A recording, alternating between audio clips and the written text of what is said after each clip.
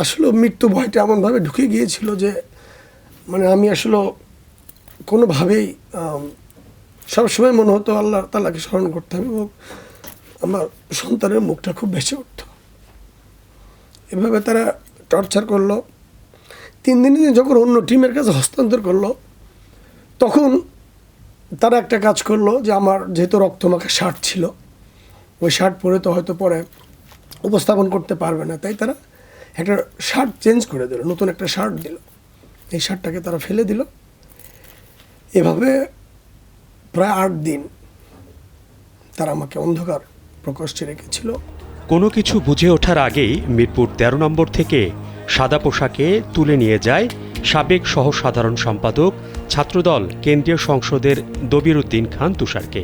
একটি কালো গাড়ি এসে পাশে থামে। স্যান্ডেলিনা সো, রূপচর্চায় আভিজাত্য। গাড়িতে চোখে গামছা বেঁধে দেয়া হয়, পরিয়ে দেয়া হয় কালো জমটুপি। এরপর গাড়িতেই মারতে শুরু করে কয়েকজন। সঠিক বলতে না পারলেও ধারণা করেন বেশ কয়েক ঘন্টা বিভিন্ন স্থানে ঘুরিয়ে একটি অন্ধকার বদ্ধ ঘরে আটকে রাখা হয় তাকে। সাদা পোশাকধারী কিছু বাহিনীর সদস্যরা তারা আমাকে আসে জাপটে ধরলো মিরপুরে 13 নম্বর থেকে। জাপটে ধরার পরে আমি কিছু মানে বুঝে ওঠার আগেই তারা আমার কোমরের বেল্ট ধরলো এবং তারা পরিচয় দিল তারা ডিবির লোক। কোনো কথা বলার সুযোগ ছিল না। তারা ধরে আমার উপরে চড়থাপ্পড় নির্যাতন চালালো এবং একটা পর্যায়ে তারা একটা কালো মাইক্রো গাড়িতে আমাকে ধাক্কা দিয়ে তুলে দিল।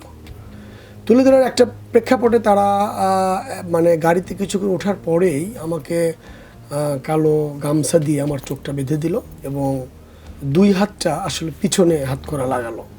তা আমি তাদের অনেক অনুনয় করলাম যে আমি তো আসলে ছাত্র রাজনীতি করেছি, জাতীয়তাবাদী ছাত্রদলের রাজনীতি করেছি, বিধায় আমি তো কোনো চোর বাটপার ছিনতাইকারী নয়, দয়া করে আমাকে একটু সহানুভূতি আপনারা দেখান। কিন্তু তাদের যে অকথ্য ভাষা, গালাগালি এবং গাড়ির মধ্যে যে কজন ছিল, কেউ বুকের উপর লাথি মারে, কেউ ঘুষি মারে, মানে একটা অন্যরকম একটা প্রেক্ষাপট গাড়ির মধ্যে তৈরি হলো আর কি। সেই গাড়িটা কিছুক্ষণের পরে তারা একটা কালো জুম টুপি আবার পরিয়ে দিল। প্রথমে তো গামছা দিয়ে চোখ বাঁধা ছিলই, পরবর্তীতে একটা কালো টুপি আমাকে পরিয়ে দিয়ে তারা ঘন্টার পর ঘন্টা কোথায় নিয়ে যাচ্ছে, কি করছে আসলে আমরা কিছুই জানি না।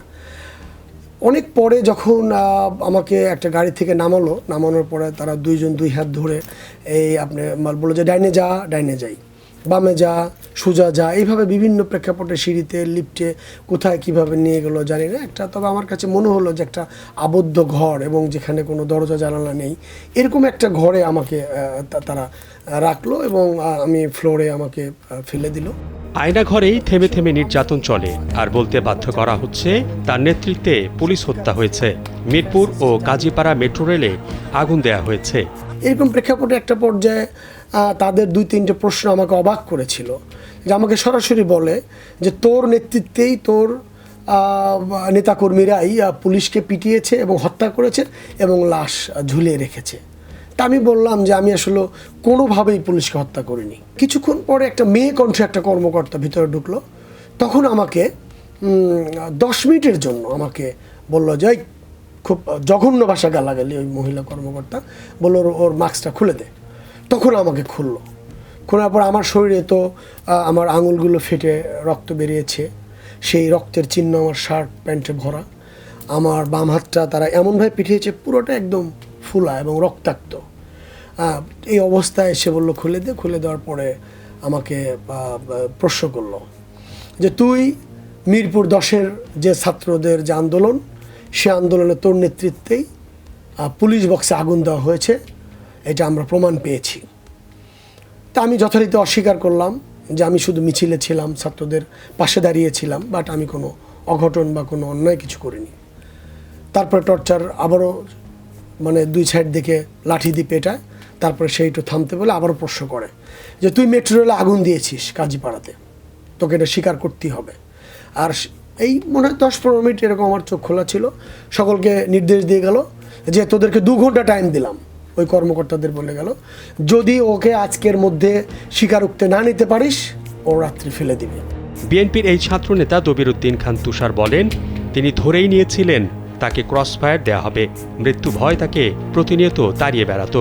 নির্যাতনকারীদের পা ধরে ঘন্টার পর ঘন্টা ধরে কেঁদেছেন, কিন্তু কোনো সাড়া মেলেনি। যে তোকে আর খাবার দিকে করবো, তোকে তো কালকে ফেলে দেবো। মানে তারা আমাকে নিশ্চিত গুম করে ফেলছে, এখন হত্যা করবে। তাদের মিশনটা ছিল এরকম।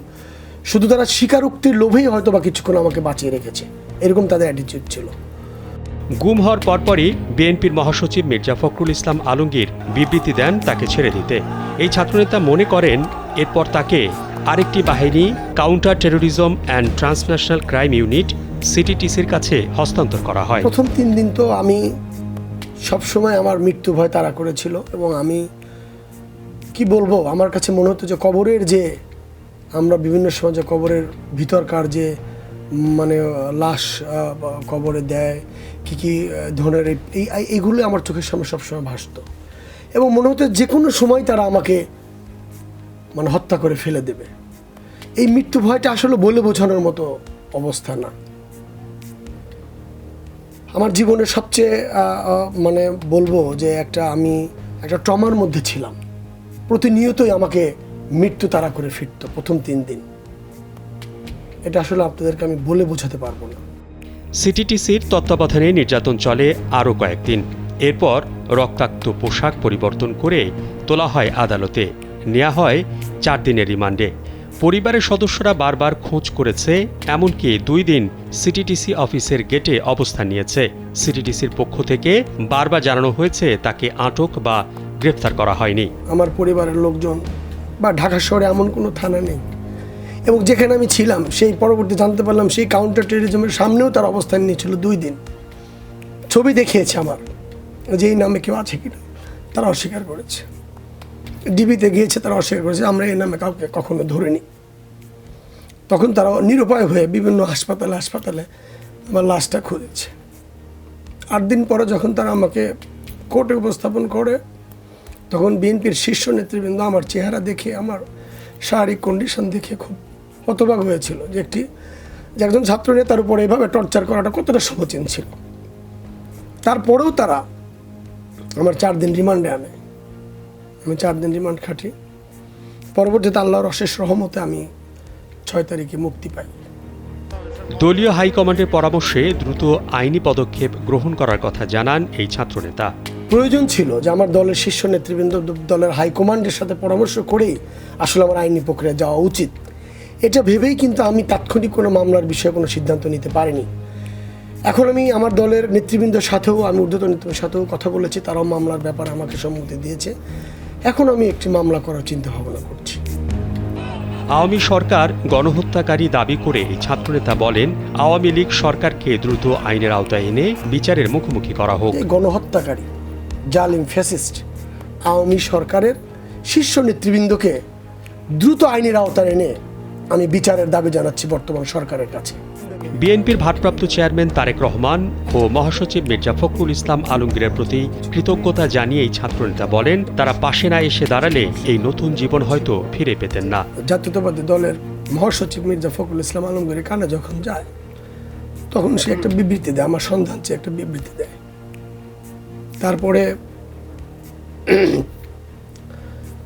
দেশনায়ক তারেক রহমান আমার খোঁজ খবর নিয়েছে। পরবর্তীতে আমি জানতে পেরেছি।